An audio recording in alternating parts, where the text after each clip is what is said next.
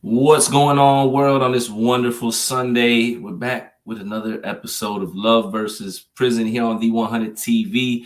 Again, shout out to everybody that's supporting the content, the vlog, the podcast, the live stream, all the short content, all that good stuff. We reached 1.4K subscribers on YouTube, which to me is a big feat, and we're definitely grateful. Yeah, definitely grateful for that. And we're back with another episode where we answer questions about our relationship, prison, things like that. Questions that we've gotten from the comments from last episode. And of course, if you got questions and you want to put them in the chat this episode, you can always fire away. We're here to answer some questions. How you feeling? I feel good. It's my bedtime. Lord Jesus. It's my bedtime too. Actually, we're in bed usually by like 8 p.m. 8, for like real. 8, real 9. Talk. If We can be. Yeah, but we're up early though. We're up super duper early. You want to ask me the questions real quick? Yeah. Let's get straight into it. We're going straight into it. You want to pick it? Or you want me to pick it? I'll read it. You don't want to give some people the background just in case they never been watch the show? Yeah, I can really quick. That's a smart decision. We are not in Kentucky. We are in Georgia in the ATL. Mm-hmm. So the background to the show, as my wife just, in case anybody's hopping on for the first time or you've never seen any of the content on the channel, is I was locked up for 17 years. And prior to me coming home, my wife married me. Hello, Gidget. Hello, Gidget Sotomayor. Shout out to you. And basically we get up here from time to time. We tell our story. I tell my story a whole lot. And my wife tells her point of view because she was definitely part of the journey, going inside to the visitation rooms, marrying me while I was still incarcerated, going through that whole experience. And she's got family members that are incarcerated. I'm not, her first experience with the system. Yeah. And shout out to Columbus, GA. Shout out to Columbus, Georgia. Don't forget to subscribe, like, and comment, and hit that notification bell so you know every time that we're going live, not just with this show, but all the content here on the 100 TV. Yeah. Did I sum it up good? Summed it up real good. Okay, cool. All right, so this is a part 2 episode. We got on last Sunday. It was very, very eventful. And I think exciting, and I just feel like it can help those who may be in a similar situation. Rather you have a loved one, that is incarcerated, rather they just came home after incarceration, or just rather you may have some family members that are. It just kind of gives you some insight on how to handle it. We tackle things and talk about things such as mental health. We talk about transitioning after.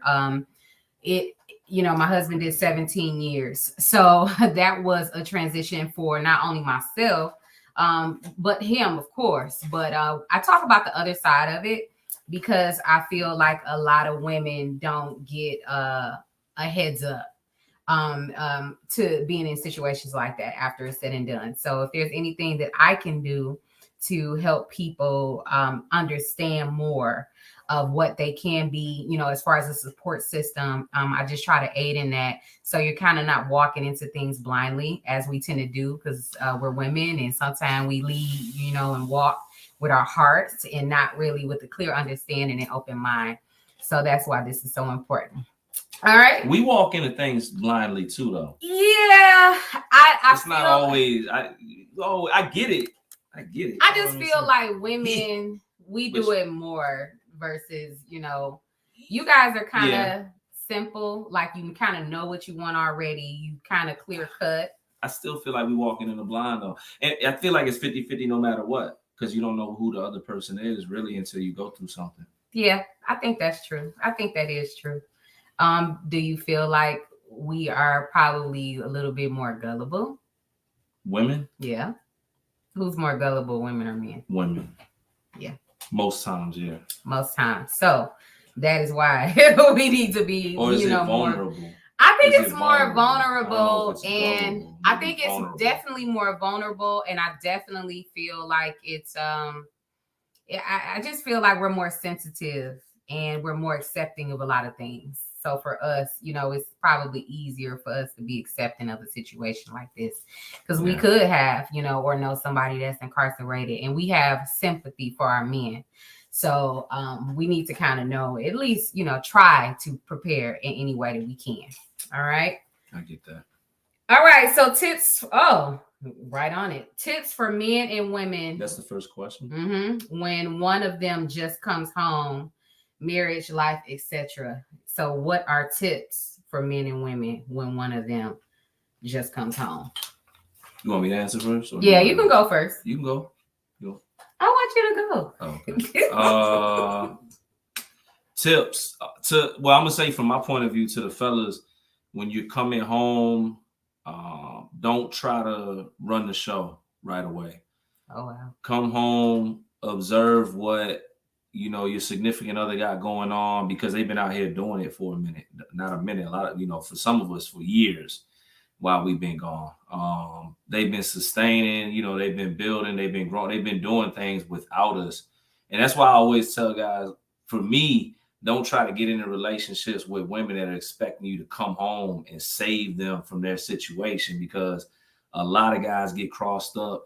They get put under unnecessary weight, stress, and a lot of them succumb, to financial stresses and make the wrong situations. But hopefully you with somebody that's been doing it, that's been successful. Come home, observe what they're doing, and then see where you can strengthen your partner at. Instead of just coming in and trying to call a bunch of shots and say, let's do this, let's do that, when you really don't even know yourself yet on this side of things. More than likely, you don't know really what's going on in society, and there's probably a lot of things that you got to learn. So that's my tip for the people coming home. I think that's like my number one tip. Okay. Mine is going to be a little different. One of the things that me and Christopher talked about is getting him transitioned before he even left the prison. So one of the things that I suggested that he do was to start giving things away. Just getting in the mindset of you're actually not going to be there mentally. So in order to kind of transition out of that place, I just felt like it was better to start getting in the mindset of actually I'm about to leave. And how can you actually get that mindset when you're in a place like that, unless you start to detach yourself from some of these things? So that was one of the main things that I wanted him to do. The second thing was to have a plan.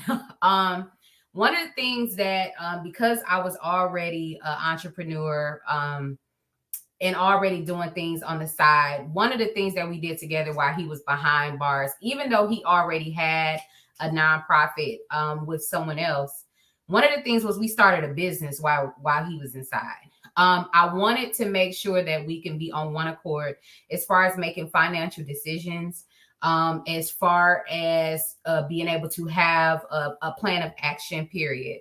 So because I was on my way to becoming a serial entrepreneur, I knew that, whoever I was going to be with had that same mindset with business. So we started off with something very small. It was just t-shirts. But even if, let's just say you want to save all your money, you want to put it towards, the coming home portion of it, that's still fine. But come up with a business idea, something that you can, do or get that individual to do that'll keep their mind occupied. I was learning about cryptocurrency. So I had told Chris, I wanted him to learn everything that he could learn about cryptocurrency. So he started looking into the financials. I knew he had the time to read. I knew he had the time to research. So it was easier for me. She was giving me homework, y'all. Yeah. I was giving him homework because the things that I couldn't do. Good homework. Yeah, good homework. And the things I couldn't do, I knew that he could find a means. And while his mind is constantly going, I already had, my time pretty much occupied. The third thing that we did is we cut that phone time down. Because I knew that it was just going to give us more of that feeling of being able to miss one another. And I feel like sometimes when you have, and not to break the connection, but we needed to give each other time to miss each other so that we can kind of break away. have our own agenda, because it was going to be like that when he got out here. Rather, he was working. I could not always be with Christopher every moment of the day. Although it was kind of tough with that, you know what I mean? Because I was his go-to. You know, we do cling to each other, but when Chris first got home, he like really, really clung to me. So that was something that we had to establish. Another thing that I wanted him to really wrap his head around is, what profession, you know, did he think that he wanted to go into? What are some plans that he wanted for the future? Just to make sure we're on one accord. I mean, some people utilize the time just to kind of, I guess, pass the time away. But I wanted to make the best of that time. So when we were speaking to each other, we were actually literally writing down our plans. What did we want? What were our goals in the first year? What was our goal going to be in the second year? You know, and so on and so forth. So goal setting, that's something that was very important. Him getting away from that mindset of, hey, you know, I'm going to be in here, getting that stuff, just starting to give stuff away, and actually having a plan in play, you know, a plan of action. So those are some of the things that we did to kind of prepare. And like you said, with the homework. So I would say all of those things, it really helped us to be, you know, more successful, but it also allowed us to work together, from this side of it and the other side once he got home, and we made it towards this other side. So I think it worked for the most part. We've never really had many issues as far as the working together part, but making a marriage work and working together, that's when the challenges kind of take place. But you know, you have time to work on each and everything, reestablishing boundaries and so forth. So it can work. It's not that it won't. It can work. You just got to talk about it. These important things you have to have conversations about. What if one person has kids and the other person doesn't have kids? Are they going to be able to have children? Like, it's just so many things. Age is a factor. You know, parents is always a factor. And where do you want to be? Where do you want to live? Is it possible that y'all might want to relocate together, or is that person just going to want to stay in one space? So it's so many things that need to be discussed and thoroughly thought out and talked about and planned. These are what these 15-minute phone calls need to be spent on. This is what this JPay needs to be spent on, especially when you're about to get out of the door. So that's very, very important, making the most of your time and making sure that you're being effective as you can, so that it makes the transition easier in the long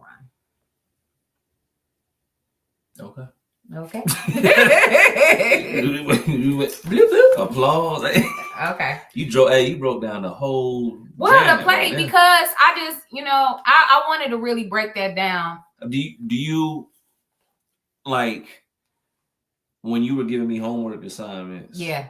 Was that also kind of like a test to see if I was going to build something with you? Yeah, it was both. Because I felt like it was kind of a test a little bit. It was a test. It was a test to see if you could complete a task without me. And could I trust you enough to carry it through and actually teach me about something? Yeah. Because a lot of times, you know, I just feel like there were moments, of course, you will pour into me, but I wanted to see how far you could stretch yourself in order to pour into me and learning something new, not something that you've been reading the same books over and over again for years. Well, I don't mind stretching and pouring into you, you know. Well, that's how. No, I get what you.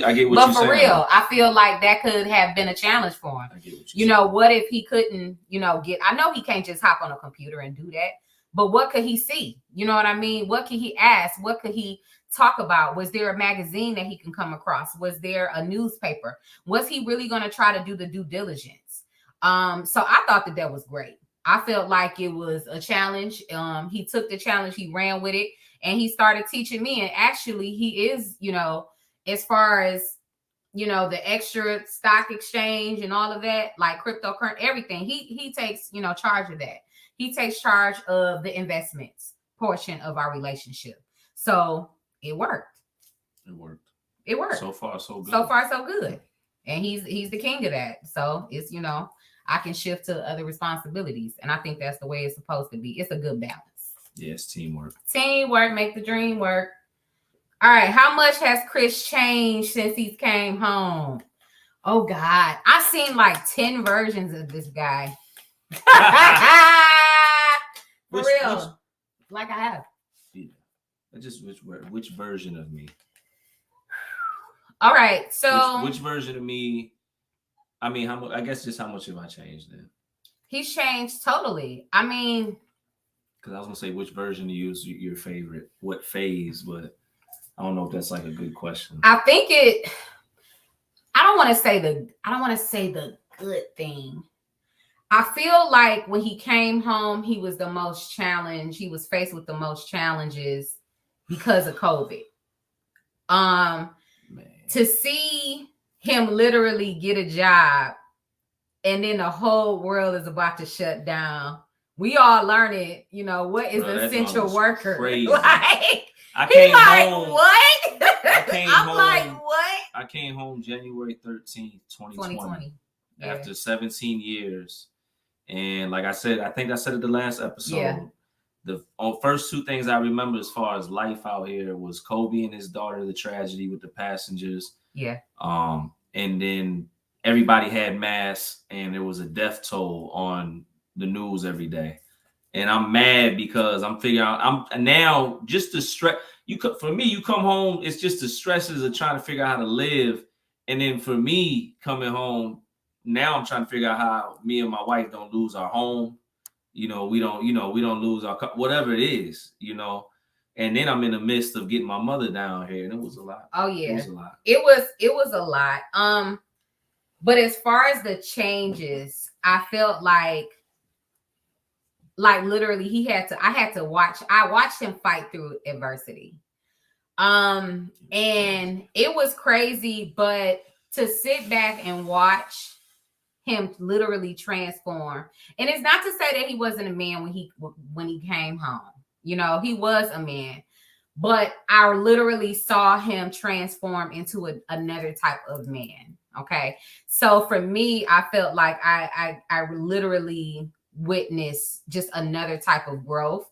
And for us, I felt like that pushed us to another level of love, literally, because we had to go through these things together. So now everybody's practically on the same playing field. I felt like at this point, it's like Hunger Games. So it's like every man for themselves, who working, who eating, and only the strong is going to survive. So I felt like this was really like it was going to be us against the world at this point. And if we don't make it through this, we're not going to make it. Like so many other couples, you know what I mean? Crazy. And so many other people and families. So it was either going to bring us together or tear us apart. I like being challenged. It keeps me on my toes. It's the only way that I've really been able to develop and grow. So I felt like, I witnessed like major, shifting as far as Chris. He was like, he like upgraded to like 2.0 Chris. And I got to see that and I got to bear witness to it. But can I say why? Yeah.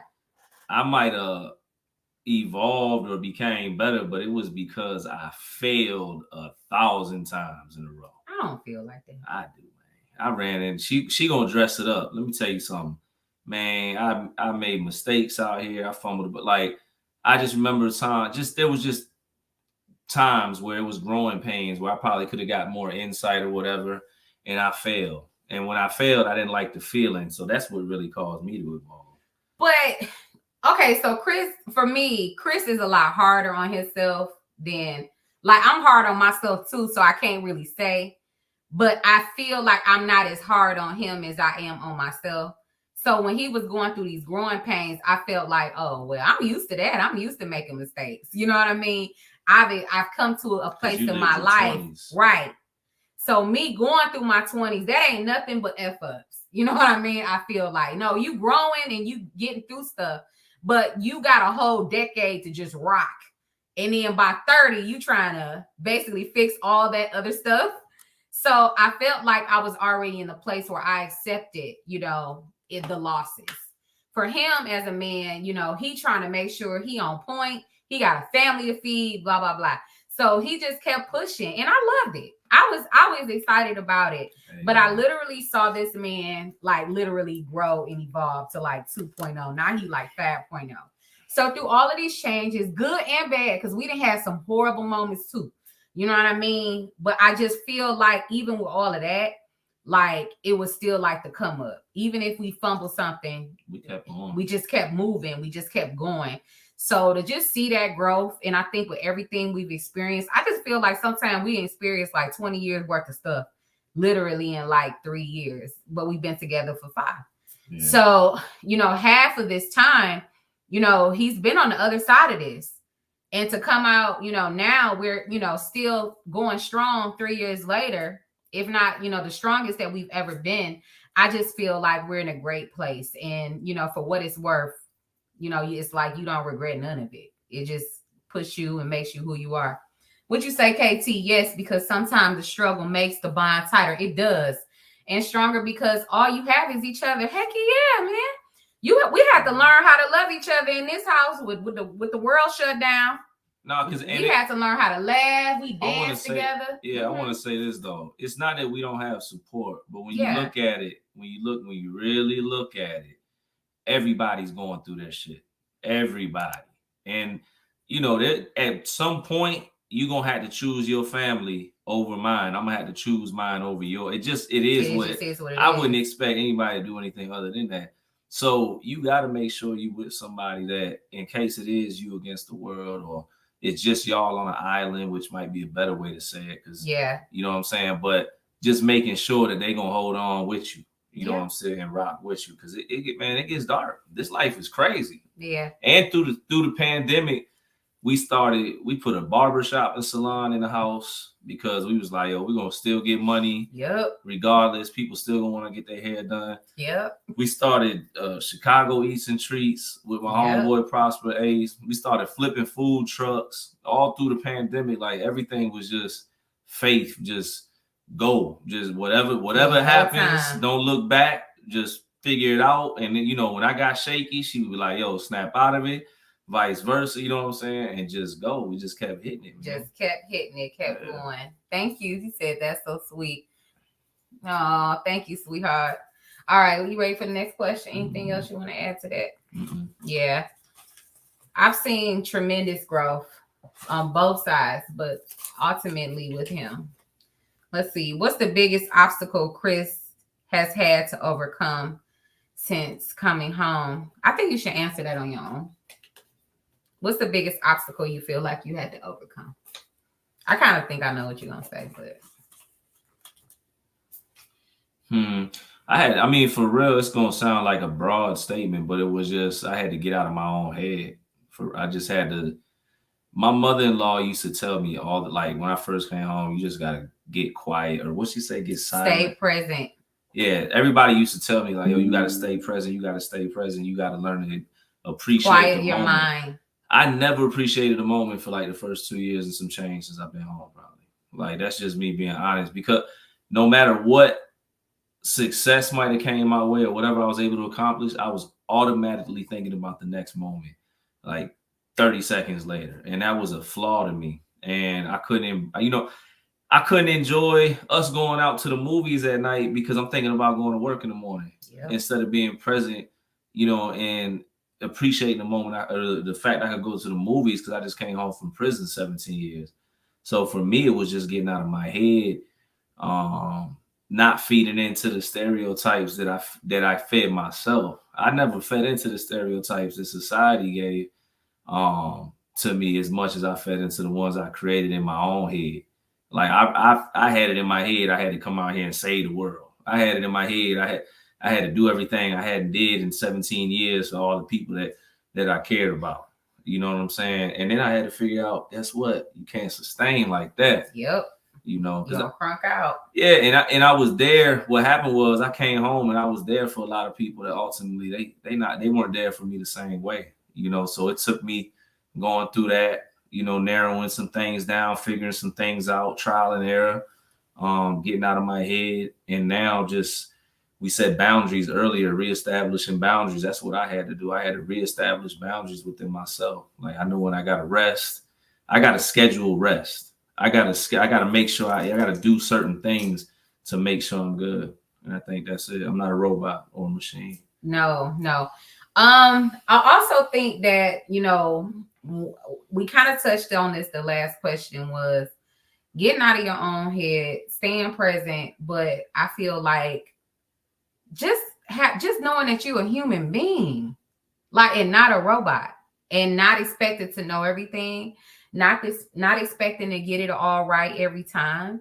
I feel like that was a big challenge. Not being Superman all the time. You know what I mean? Not being Decepticon all the time. Like, you're not a transformer. So that was one of the biggest things. I felt like if Chris can say yes, if Chris can do it, he's going to say it yes, and he's going to do it. Like, period. He don't think about the physical capacities. He doesn't let anything limit himself. He just did not know how to pace himself. And I felt like setting a pace for himself, setting a pace for his life, setting a pace for his mind. I think that was something that he really had to overcome, because everything not going to come overnight. Everything's not going to come in a day. And also you have to be in a position to wait. So learning how to be patient and just learning how to be human, I feel like, and not operating as a robot. I feel like that's what he overcame, like, for real. Yeah. Like, you gotta learn how to just chill. Yeah, I be trying to chill now. Believe it or not, I do a lot. But I be trying to chill a lot too. But I don't get to chill, but my intention's more. Now I'm thinking about resting. Now I'm thinking about vacation. Taking a nap. Now I'm thinking about what I want to do with my weekends. Like, I take naps now. Yeah. Naps for me is an amazing feat. So yeah. I definitely agree with that. All right. And what's up, everybody that popped on in? I see all y'all watching. We trying to get to y'all questions from last week. All right. How did family and friends look at your relationship? Oh, you can go first. Mine's quite different. Well, I mean, first, I understand, that she had family members that were skeptical. I get it. I totally get it, because I was the prison guy. I was the guy coming home from prison.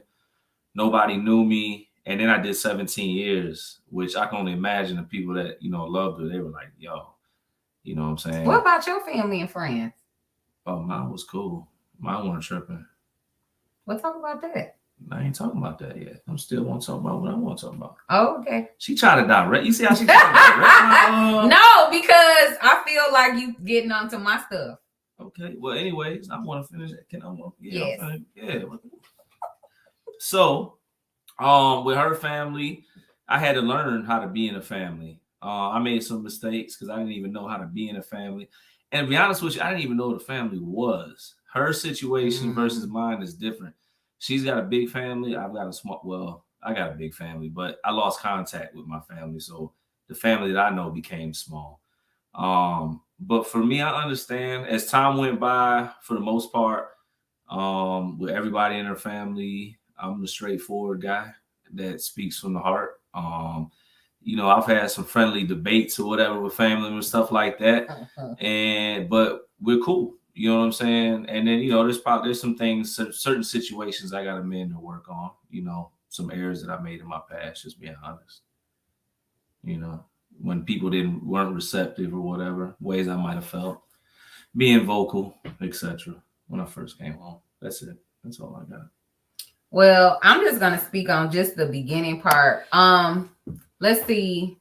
I stopped telling people once I addressed two of my closest loved ones, and I really didn't get positive feedback. So from that point, I just said I was going to keep it to myself. And the reason I felt like that is it wasn't about, I think some people may be embarrassed by the situation. For me, I feel like I could never be embarrassed by the situation, just because my biological father has been in and out of prison for most and the majority of my life. So I'm used to having a very close loved one in prison, having to speak about it, whether I want to speak about it or not. It comes up, and most people that personally know me know that that's just one of the things that kind of comes with my life. I mean, I'm from Detroit, so obviously it's a couple of people that you got in your family. You got somebody locked up, you got somebody on drugs, you got somebody addicted to alcohol. So that is kind of like, unfortunately, I got a question about that. Okay. Unfortunately, that's kind of like the norm for me in my life. But not for the life that I'm trying to create. So it wasn't so much of that versus, hey, I need to protect this because this is something sacred and I want to make sure that it develops into something. So I was very careful about who I told. And I just understand that when you have something that needs to be nurtured, cultivated, and something that you felt like was assigned to you by God, and I felt like he was my assignment. There were so many things that happened even before he came home that I knew that I just wanted to make sure that I did my due diligence in his life for whatever or however long it was going to be. Did I know that we were going to be married? Heck, no. But it was a relationship that I wanted to cultivate. I wanted to start as a friendship first. And the friendship got very, very strong. And it turned into a marriage. So the people on the outside of us, for me, it didn't matter as much as what I wanted, it to be as far as me and him. I did not have support and from the beginning initially. So I just figured from those couple of people that I probably wasn't going to have much support. So I decided not to share it. But I get it though.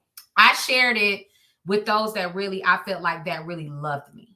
Okay. And when I say those that really love me, I'm talking about the people that see my heart on a regular basis, the people that I talk to on a regular basis, like the people that I rock with. You know what I mean? That's going to rock with me no matter what kind of decision I'm making. The ones that's going to be with me, if I'm, you know what I mean? Whatever I'm on, like they there. So those people knew. My core group, they knew and they supported me. So for that part was easy. As far as, I'm not going to say too many friends, not too many friends knew. I will give y'all one part of the story. I came to work one weekend and I was just married. So I had to change my name. You got married. Why didn't you invite anybody to the wedding? I got married out of state. You know what I mean? So it was certain things and certain aspects. I know people was looking at me sideways. I work with a group of students. So you can only imagine a school. I can only imagine what was actually being said. But I didn't care. I already knew what I was, getting into. And I felt confident to walk in that. But obviously, when you're making such a decision like that, you're going to have to ride with it. Or, you know what I mean? People going to think or say what they're going to want to say anyway. You're not going to get a whole lot of support. So you just have to have a strong support system, people that you love you individually. And eventually, I feel like the person that you love, they're going to end up accepting that person eventually anyway, if they love you. That's just how I feel about it. Yeah. I want to say, anybody, think about that, what your people go through. I think about like the scrutiny that my wife went through prior to me coming home. People judging her, especially they had never seen me. And I think about like the scrutiny my mother went through. Yeah. When I just disappeared and people found out I was locked up. So think about that when it comes to your loved ones. Think about what they might have went through when they really standing with you and really being by your side. Because that's a sacrifice sometimes. Sometimes they're judged, they're scrutinized. Sometimes they lose friendships, you know what I'm saying? Or the bond might not be as tight because they people looking at them crazy and they fighting for their relationship. Like, just think about that stuff, take it into consideration, you know what I'm saying? And use it as more fuel to, kind of come out here and do what you're doing. If your relationship's like ours, where you got married prior to, coming home or whatever, man, that's my piece. Yeah. And again, it's not like, it can't work, but I will say this.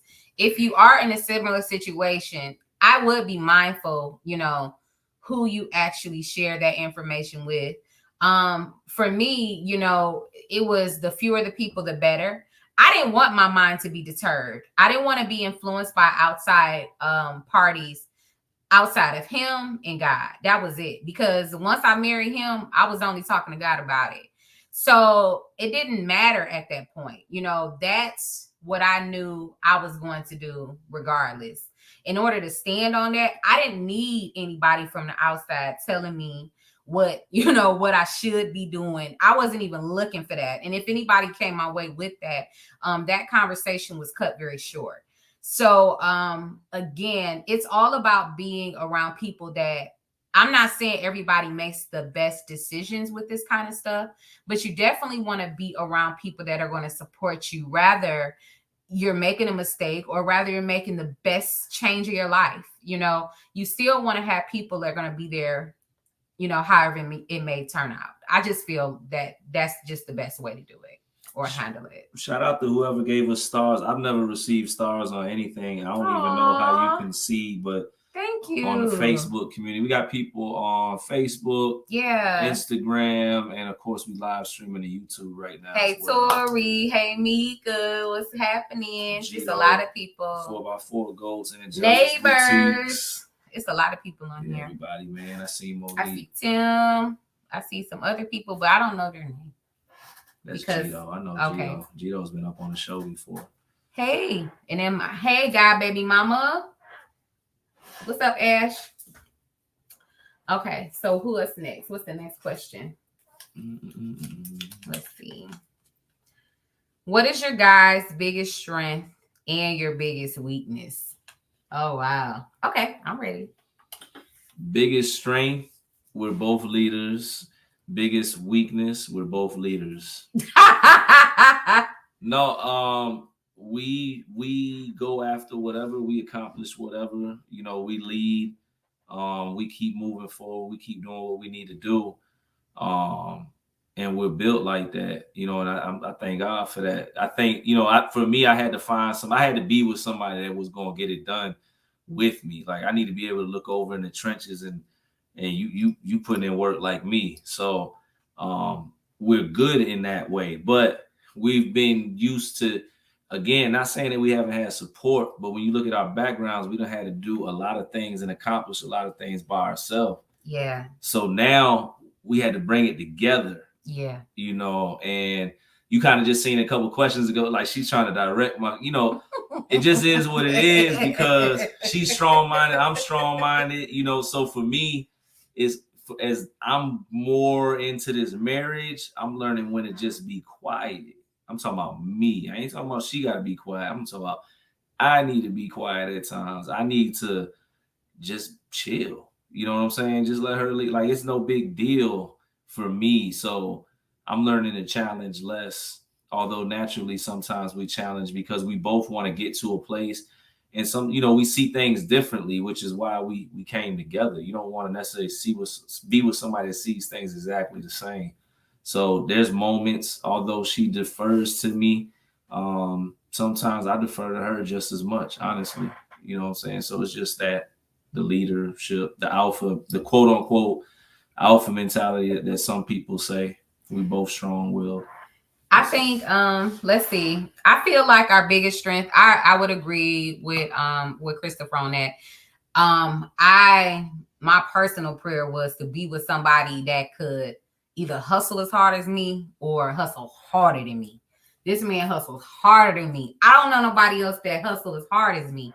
So for me, the fact that he can out hustle me was a big plus. I don't work like as much as I used to work, like literally probably 2 years ago. But when I tell you, I was working from 8:30 in the morning to 10:30 p.m. at night, clocking in on somebody else's clock for 10 months straight, had a stroke, like full-blown hustle mode. We're going to talk about that. We're going to get up here and talk about certain parts of our story and specific chapters. We're going to do story times with the relationship. We'll do story time. No. But definitely the biggest weakness, I kind of agree with that too. I feel like I'm an alpha woman that's with the alpha male. So yeah, you know what I mean? I feel like sometimes it can be challenging. I was not used to being led by any man. To be honest, I just feel like nobody's been strong enough to want to take that challenge on. You know, some of us women, a lot of men feel like are incapable to even be led because we are so dominant, you know, because we are so in a position to always be in control, or, you know, just our thoughts, our mindsets are just so strong. So for him to, first of all, not allow me to run over him, yeah, he really doesn't let me get my way all the time, but most of the time I do. So it's just like it's just like little stuff. Like she wants to get a motorcycle. I'm not like, for me, no, we're not getting a motorcycle. Yeah, there are things that he has shut down in my life. She can do any other thing in the world. But real, I wanted a bike. I've been in a scooter bum world all my life. I want a bike. I think that's the only thing I've ever said no to. But I do think, no, you said I couldn't go bungee jumping again. Yeah, I ain't with that either. We're not doing bungee jumping. We're not taking unnecessary. Yeah, jumping out of planes. So like with that stuff, kind of stuff like that, like I'm the daredevil. You know what I mean? My parents, you know what I mean? They always did crazy stuff. They had us on roller coasters. I was too short. You know what I mean? We was in there. Out. So we're gonna ride this out. The daredevil stuff I don't really get to do as much anymore. But outside of that, you know, he doesn't really say no to me. So I can't really complain. But I would definitely say that's probably our strongest. Our strongest asset can definitely be our weakest asset at times. That's just real. That's just real.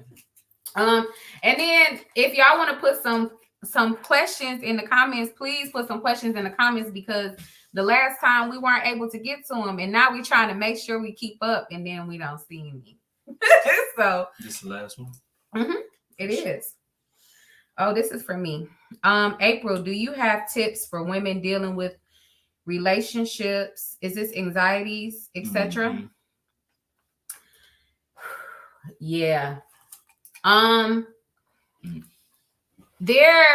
I feel like there's a lot of parts to this question. Okay, I'm getting a little hot as a thing. Me too. That's why I keep on. I know, right? The AC on. We in Georgia, y'all. Atlanta's different. Well, everybody got a wind chill right now. So, women dealing with the relationships with an incarcerated loved one. The first thing is you have to have like super duper patience. Like there is no other way. You have to wrap your mind around the fact that the person that you are dealing with, whether it's male or female, it really doesn't matter. They are in an environment where it is generally not positive, probably the majority of the time. I've only met one person right now that I feel like is probably literally 70% content during their bed.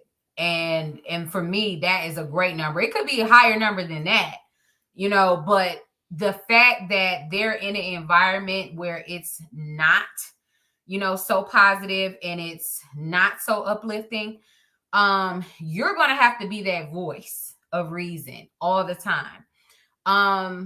I had to remind myself, and sometimes it was very frustrating to really get on the phone. And I felt like, even though I knew I was Christopher's outlet, sometimes I didn't really have anything to talk about. And that was kind of, and I'm a talker. So it was kind of weird, but I remember there would be so many, you know, conversations where they started amen to that. You know what I mean? Seriously, because it's like they're expecting you to basically have something to report from the outside world. Because our world's so limited. And then I'm gonna tell you, for me, it's not. It is what it is. I'm just talking. When she didn't have something to talk about, I felt like she was going through something that she wasn't speaking on, and then I began to stress out, because then I'd be trying to pull. Well, what's wrong? You all right? You're not really saying nothing. You know what I'm saying? And she probably was all right. You know what I'm saying? She just might have been tired. She just worked 16 hours, whatever it is. And now I'm trying to force convo, looking back at it. You know what I'm saying? Now coming home, because this is the thing too, though. You can't see through the phone, just like you can't see text. Yep. You know what I'm saying? So you can't see a person when they text, the emotion behind it, all that. the same way you can face to face. Yeah. Now that I'm home, I can see where we both need breathing periods where we get quiet. Oh yeah. You know what I'm saying? You told me get off the phone yesterday. What was it? 2 days ago? Yeah, I don't know when she told me get off the phone. I ain't had my quiet time yet. I said, I'm sorry. It wasn't like that, but it is. But for me, some people, okay, let's just think about it this way. Even for a present day relationship, and it's not even somebody that's incarcerated. And I got you, baby. But what I'm saying is, I need time to breathe in the morning. Like, so when I get up, I already have a morning text. Like, we have a whole routine, right? I get my scripture from Chris. I get my I love you, and I get my morning text. Once I've taken my shower, I'm getting ready for the day. I may get a phone call 1 hour later. I've only been up for an hour. I'm clingy. Now, I love my husband, and I'm not complaining as a woman because I don't want nobody to get on here, man, she should be happy. You know what I mean? Should be her man checking up on her, blah, blah, blah. However, it's the personalities. You know what I mean? So if I'm the type of person that I have to get ready, by the time I talk to Chris, he done already been up for about 4-5 hours. Yeah. So he's already into the day. And if I literally have to have a chance to catch up to where he is. So it's not even me being like, oh, I ain't messing with you, or I'm trying to push you off. It's really, I still have to get my mind right, because at that time, he don't know I've gotten 5 text messages, 2 phone calls. I have the phone already forwarded to my ear. So I normally wake up to a call versus, you know, the text that he's already given me. But that's the first thing I open up in the morning. So it's just stuff like that. Like, I really have to engage in that way. You know what I mean? It's not that I'm not grateful, but sometimes it can be a little bit overwhelming. So these are the type of things that you really need to think about. And these are the type of things that you're going to have to be patient on, work on, and fine tune, because you don't know who that person is until you actually live with them. And although we've spent this time, this phone quality time, and these letters, and we've gotten all our thoughts out, and we see how like-minded we are, until you live with that person, how are you really going to know their quirks? You know, you don't know if, you know, they're going to have nightmares. You know, I didn't know if Chris suffered with nightmares. I didn't know how bad his anxiety was. You know what I mean? I did not know, you know, how clingy he was. You know what I mean? So it's just a lot of things that I did not know. Yeah, I mean, and it's okay now. I'm used to it now. You know what I mean? But I was a different type of person and it's not saying that I'm being fake, but I was a different type of person when I lived by myself as a lady, by myself, in a house by myself. You know what I mean?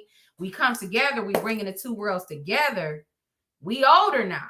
You know what I mean? This ain't like we just in our 20s and we, you know, hey, we ready to turn up all the time. You know, his energy level different than mine.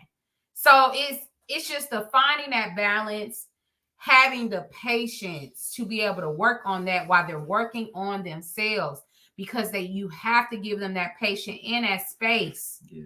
Like I know that he was going to need space to be able to make the necessary adjustments.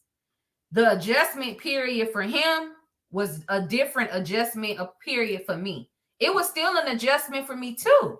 Mm-hmm. He's adjusting to society. I'm adjusting to him while he's adjusting to society. So all the changes that he's going through, I'm going through these changes with him too. I throw something out there? Yeah, absolutely. When I'm thinking about, like, as she's talking, I'm thinking about when I first came home. Now I gotta say this all now. Yeah, you good.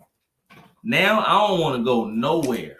If I'm not working, I want to be at home. Unless I'm with my wife, go visit my mother. You know what I'm saying? Stuff like that. But let me tell you something. I always wanted to go out, and she didn't when I first came home. Mm-hmm. Like, I wanted to go see the world and expand. That was one of the things we kind of, you know what I'm saying, bumped head. We did. Yeah, because and lo and hope, there's nothing out there in the world. I know this now. You know what I'm saying? But it just reminded me as you were talking. I'm like, man, that was one of the things now though. No, I don't even want to go. When she be like, let's go, I'd be like, man, we can stay at the house. We sit right here. I'm getting old, man. Yeah. And why you finding, I know you're about to rewind that, but even with that, I had to learn and actually hear my husband. And I talked about really being able to listen to him. I talked about that last week. But when he was saying, hey, I want to go out, but I only want to go out with you. And I was saying, just go out with your homeboys. He's saying, April, I only want to go out with you. Yeah, I ain't want to go out with. I only want to be seen with you. Hint, hint. Yeah. I don't have to, you know what I mean? I ain't want to even get, He didn't want to even be in the lion's den. He, you know, I had to accept it as a woman. Yes. But it's not just that. My anxiety was so bad. So it's like I wanted to go out, but it's like I needed my like safety blanket or someone. It's like I needed somebody, you know what I'm saying? I needed you because you were familiar. So that's why I wanted you to come with, you know what I'm saying? It wasn't necessarily about the lions then like that as much as when we go out nowadays, you know, my anxiety ain't like it was, but just living in society, everybody got anxiety. There's moments where I look at you like, hey, let's go. Or I'd come and stand closer to you. Yeah. It just is what it is. Monique spoke about, she said most of the brothers cling to their women when they return. Part of that is because feeling a sense of abandonment while being away. And that's true indeed. Wow. And shout out to Monique, my co-host, Mo Life, March 28th. We up here. What's up, Mo? What's up, Mo? Tiffany Christian said follow the page so you know where they live. We live streaming on YouTube, Facebook, and IG. Everywhere we at, make sure you lock in with us. Subscribe, like, comment. If you're on YouTube, hit the notification bell, all that good stuff, man. Hey, sis, I see you, Janae. Hey, baby. She said 17 years being around men. He definitely want to be around you 24/7. You better bet I want to be around my wife. Of course. I'm so tired of being, man. But anyways, I can go all the way. Man, But even when we did go out, like we felt I felt really weird. It was certain things. I'm just gonna go off on a little tangent. It's gonna be very brief. Grounding. But like literally, you know, when we would go like we've been to the club a couple of times. You know what I mean? But it was just really weird. Like I feel like Chris kind of sticks out like a sore thumb in some situations. Like he may look around, he may smile, but he's like very timid. I feel like he's very tense, you know what I mean? And just to be there, like to touch his arm, like to give him some comfort. He's very introverted, even though he does all these speaking engagements and stuff. I don't understand how he do it, but I do. But he literally, he's really an introvert. So like when we're together, it's kind of like getting him to that point. But then he always used to want to go out. Not no more. Yeah, not no more. But ain't nothing out there but anxiety and mad people. Angry people. Ashley Moore said, "How did you get introduced to Chris?" So, I got introduced to Chris through a friend of mine, who was in a marriage, or at that time was about to get married to her husband, whom she had already known. And Chris was actually facilitating events. They were going to like couples event inside of the institution. So I had heard about his nonprofit within the institution. And then we got introduced on a phone call to talk about business. Once we got on the phone call, it was supposed to start with the email back and forth. The emails turned into phone calls. And once they turned into phone calls, that was pretty much it. Like it was we just went for a ride. While we were working on our friendship, I'll talk about this part. Okay. You don't care about anything? No. Family? No. Okay. So I don't think so. No, I know that this part will be okay, but I just wanted to make sure. So I had spoke earlier about like him being my assignment, right? So one of the first things that I was able to do, and it was like literally us just talking stuff on, you know, we were just talking stuff back and forth. You know, I be teasing him about, you know, he got his Mexico hat on, so I could talk about it. But I used to tease him. People probably don't. Tease him about his, you know, not tease him like no offense to Mexicans, but I used to tease him because he is a man of color and he was raised Mexican. So we were just like joning on each other that morning, and it turned into, because he is adopted, but it turned on a search literally for me to find his parents. And needless to say, after 24 hours, I had found his adopted the family, his biological family. Yeah. So that was a big deal. Yeah. This was early on in the relationship. That was crazy. It literally started off as just a regular conversation. We just joning each other, and it turned into, within 24 hours, he knew who his biological mom was. Within 48 hours, we had found out about several siblings.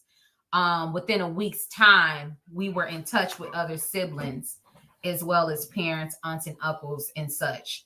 So it has not just been just a journey, literally, of just prison love. It's like been family. Like, it's just been a lot. You know what I mean? A lot of territory that we were able to cover during his time behind bars. A lot of self-reflecting things that he found out about himself. One of my prayers was early on in the relationship with Christopher, even though we were just establishing a friendship at that time, I kind of wanted him to know and have a sense of who he was. I just felt like with him being in that environment, there was a hole that just wasn't going to ever be able to be filled, no matter if we got together and no matter if I loved him or any of these things. There were just certain things that I needed him as a man to know. And that was like one of the things that I wanted him to know, where it come from. He had mentioned adoption a couple of times in conversation, and he was very closed off about it. And I just felt like that was the area that he needed to heal in. I knew that as a person, you know, who's had a father in and out of prison, never to come home now, you know, in my life, you know, I've dealt with similar issues of abandonment. So I felt like with certain things, I feel like you just need some type of closure or need some type of handle on so that you can really move forward. And that was something that he never had come face to face with. So with that being said, I just felt like there was a need. It was a void that needed to be filled. And it was something I couldn't feel, but at least it was something I can help for him to get answers to. So that was something that happened along the journey. So it wasn't just about love. It was about friendship.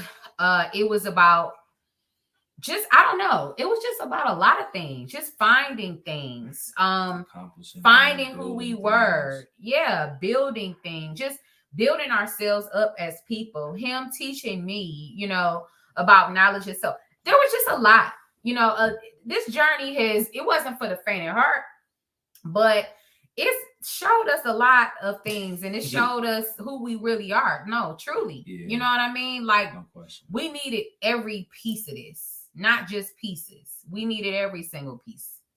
Yeah. Yep. I think we had to. What's up? Hey, Auntie Lisa. Thank you. Love you. You definitely. What's up, Auntie? You definitely got to go through the ups and downs. You definitely got to go through the trials and errors. Yeah. One, to kind of see if you're gonna keep choosing each other. Like, it's important to know that the person you're with is gonna choose you, and be willing to grow with you. You know, I've had more growing to do than her by far, but I think we always evolve as people, right? Mm. And you want to be with somebody that's always going to be willing to evolve, become better. Somebody that's not going to make excuses when they fall, not to get up. And I just think that's imperative. And one of the things I continue to give her credit for, guys, men, women, whoever, when you coming home, you need support, and you need sincere support. You need the type of support that's going to stand up with you when your legs get weak, because it's hard out here. Yeah. And the best way I can say it is, you standing on the shore for the longest and the river's been running, and now you got to jump into it. You know what I'm saying? You got to hope somebody's there. Yeah, you got to make the jump, and you got to hope somebody's there to catch you. And this has just been, you know, to my fellas, when you coming home, do right. You know what I'm saying? One thing I said it, I don't know where I said it earlier.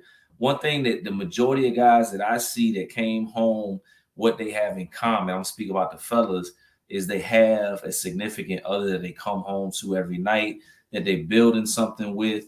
They got a home base, a foundation. They got purpose. They're not just running around in the streets trying, you know what I'm saying, moving from here to there, one dramatic situation to the next. And they trying to really stay focused on what they're building. When you're building something with somebody, the value of your relationship, your whatever it is, increases. There's more stock in it.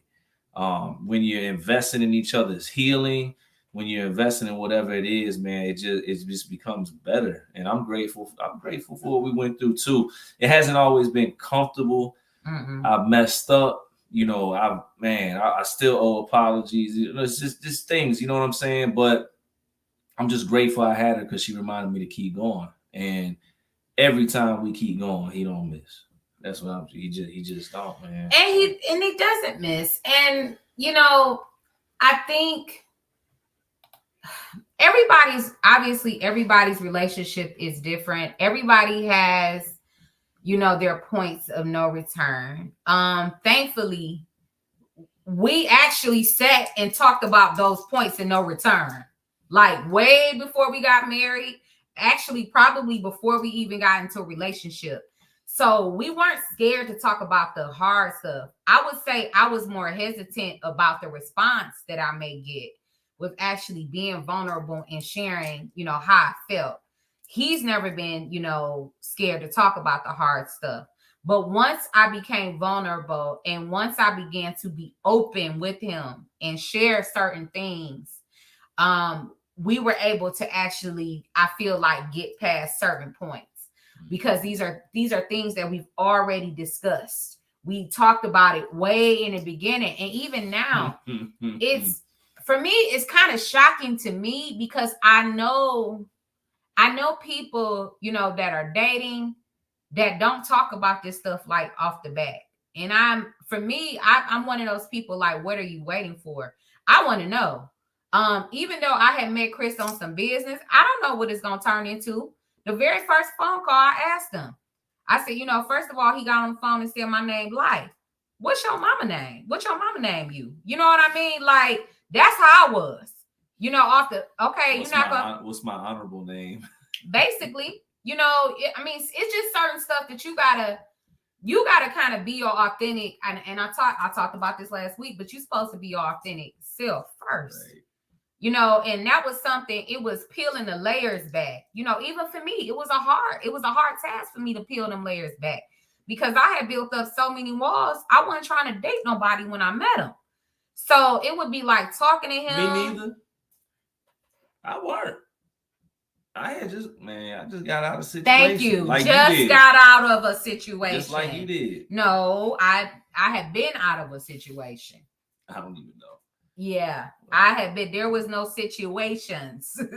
I don't know. But anyways. But what I'm saying is, like, to be able to be open enough to discuss all of these things, like from the get-go.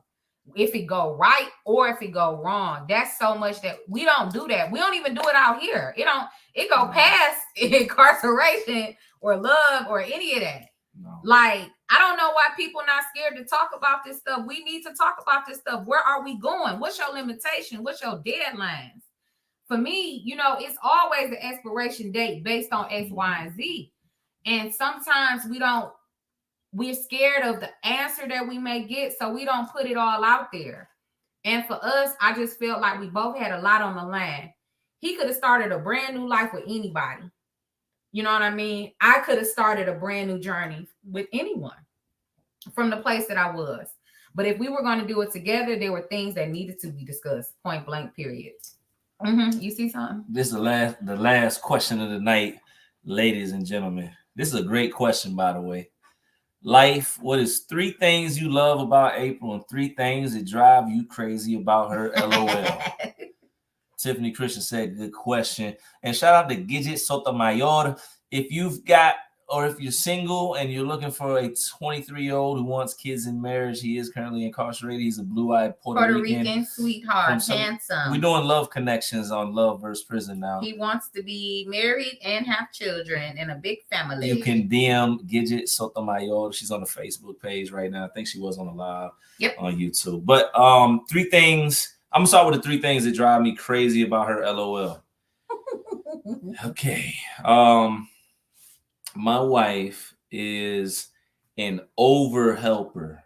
Right? I'm like, yeah. I'm grateful because let me tell you something.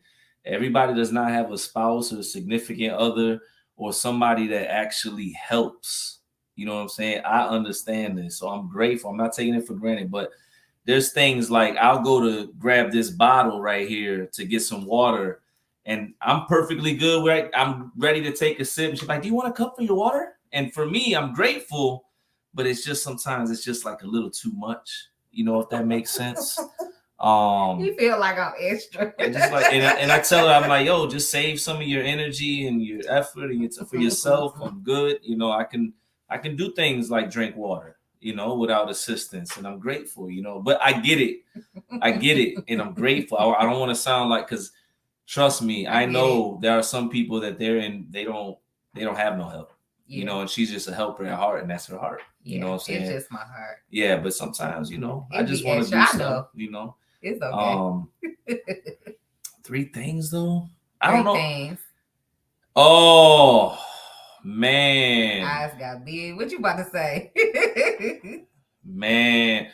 I'm big on accountability. It's not that she's not. She is, right? It's just the way we communicate things. It's like she'll, you know, she's, I don't know any excuse. I don't know what it is, right? But if I don't know, I'm just big on accountability, and she's big on, hey, it's not my fault, it's raining outside. You know what I'm saying? But not with serious stuff. You know what I'm saying? When it comes to, you know, life, getting it done, very accountable, but I'm just saying, like, when we get into our little, you know, sometimes you get to poking at each other or whatever. Hey, why you leave that bowl on the sink? Or, you know, stuff like that. And for me, I'll be like, oh, my bad. Her, she'll be like, oh, I was tired. I couldn't walk all the way to the kitchen table. I don't know. But for me, that's maybe it. You feel like excuses. I make excuses for stuff. But not about serious stuff. And honestly, but I had kind of reached for that. I don't really have 3 things that drive me crazy about her. I'm trying to think. Is there really anything that you... One? I don't know. I definitely know those 2. I don't think there's really anything else. That'd be the only 2 things. Yeah, I don't think there's really anything else other than that. Let me see. One other thing I would say is I would say the time management. Oh, time management. Even though I'm getting better, She is getting way better. I'm way better. She's getting way better. I ain't gonna lie. She's getting way better. But I'm like very, very prompt, structured, poignant. I want to be there early. Military. Like, I don't want to be. I hate being late. Oh, I hate being late. Like, it's the worst to me. You know what I'm saying? She's like, hey, it's cool. The sun's shining. Butterfly. And again, I wish I had that mindset, because I wouldn't stress certain things that I do, which is why I'm with her. You know what I'm saying? But yeah, the time management thing. But again, you're getting way better at it. Like, yeah. And I had to stretch for 3. She's probably got a list of 17 things that drives her crazy about me. Just being honest. 3 things that I love about her is, I would say, her heart, because she doesn't see evil. She doesn't see manipulation. Some people would think that she's green. She's not. She's very on point, but she doesn't see the world like everybody else does, because she never operated in that way. So for me, I love her heart. That's like number 1 reason. I married her. Number 2, she teaches me things. Like, it's very important for me to be nourished mentally. I gotta be able to learn from you. Peace, brother Willie. Yeah, peace, bro. I gotta be able to get something from you, and she definitely does that. Like, if I'm not stimulated in a relationship, a friendship, let alone, it's hard for me to click with you. Everybody that I'm friends with, I consider you family. We build, we have conversations. We might stay on the phone 20, 30 minutes. So how much more important is that for me with my wife? So she definitely does that for me. And then number three, I would just say the way she believes in me. You know, I can't do anything um, for me, just being honest and transparent. It'd be too easy for me to say I can get it done by myself. And I might have said that out of pride and arrogance before, but let me tell you something. There's been plenty of times where I wanted to quit, turn back, fold, don't see things through, whatever it is, because I get frustrated and I always felt like I could make another opportunity for myself or create another scenario somewhere. And she's like, nah, we got to keep going. We're going to do this. Yep. I seen her grind before I came home. I might pay, the bills now. I don't pay all the bills. Don't get it twisted because she grinding, but she got the house. You know what I'm saying? She just spoke on it. She was working 16-hour day, whatever it was to get it done. So she showed me discipline and determination. That's why I work hard, so she doesn't have to work as hard. You know what I'm saying? Like she set the bar, and I love that. I feel like a lot of times, just being transparent, the fellas, we come home, because I'm speaking about my point of view. We come home and we don't click up. We don't get with a woman that's going to challenge with us, a woman that's already raised the bar. We get with somebody that is looking for us to do that. Like, I'm just being honest with you. Not in all situations, you know what I'm saying? Obviously, you know what I'm saying? There's plenty of good women that rock with fellas coming home, but I'm just saying, a lot of times we come home, it's the first situation. We don't really see what's going on. We're not vetting it. We don't know where that person's at mentally, emotionally, financially. We don't know how they living. We don't know what type of drama they got attached to them. None of that. When I came home, I didn't have that. Like my foundation was way different. I came home to a wife, not somebody that had to learn how to be a wife. So although we say we both learning, I had to learn way more, man. She didn't have. She's been operating. You know what I'm saying, and rocking out. And I got a list of 2,417 more things that I love about her. But we getting ready. Do you want me? I'm about to say, do you want me to answer the question back? No. Okay. That was my question, girl. That's a Chris. All right, I'm just making sure. Yeah, that's a Chris. Big salute, Mo. And it's 10 o'clock. I don't know about y'all. It's Sunday. People got to go to work. She trying to stay up here 14 hours. I got to get up early in the morning. I'm just shouting out to everybody else. Peace, Willie. Peace, Santia Nance, Sisters of Prison Reform, Monique, Yesenia, Angelique's Boutique, KTTMP, Oh My Sauce. Go, everybody, man. I don't even everybody that's on here, man. Everybody on your live. Everybody on YouTube, Facebook, IG. We're grateful. As always, we'll be back up here next Sunday. I want to say we got Brother Willie going to be up here. We got a back-to-back next Sunday. Brother Willie from RHD is going to be up here, and then we'll be up afterwards. Thursday, we got Fluid Conversations with your girl, MJ, and a bunch of other stuff on the way. March 28th, Mo Life, me and Monique Yesenia. Yes, at the end. Yeah, we going in big time. Hey, our guest, April in strong, Monique. Yeah, our guest, if you're trying to get a loved one home, you want to get on there March 28th. If you're trying to get a loved one home, you got questions, you want to be here March 28th. Yeah. You want to lock in, hit the subscribe, hit the notification bell so you know when we're going live, you don't miss nothing.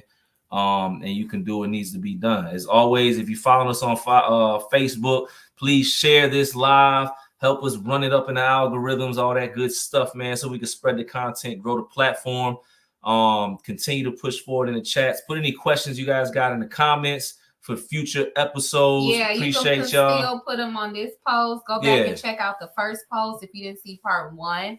Thank you for all the sweet things that everyone has said, and obviously, we want to continue to push, love. Mm-hmm. We want to push the narrative.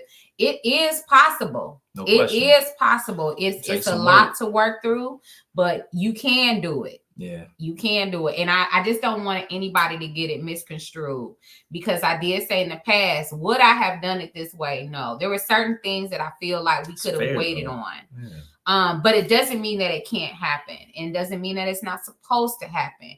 But everything just has to happen in its own time, its own season. And that's all. Okay. Yeah, man. Appreciate it. Santia, y'all inspiration. You all too, sis. We appreciate you. Hey, cuz. Everybody that's sharing the group, we appreciate you, man. Anybody that's sharing the group, whether it's on IG, Facebook, Thank you, YouTube, Crystal. anybody subscribing, we trying to spread this platform, this show, all the other show.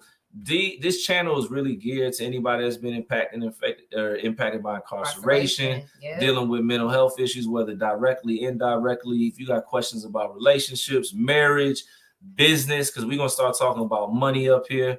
We're gonna talk about all that because that's what we do in our marriage. So yep. we're gonna get into all that. Bring your questions, bring your comments, bring your concerns, bring all that, as I say at the school, Principal Chris. Put in the comments, put in the chat, spread the word, let people know we here. Yeah. Run us up. That's it. You got any last words for today? That sounded crazy. Do you have any last words for today? I know, right? Before I go to bed. I claim long life. No. Just thank you. Peace, love, and blessings from the Willers. Yeah. That's it. Peace, love, and blessings. It's 10 p.m. We out, man. We'll see y'all next Sunday. Tune in. Peace.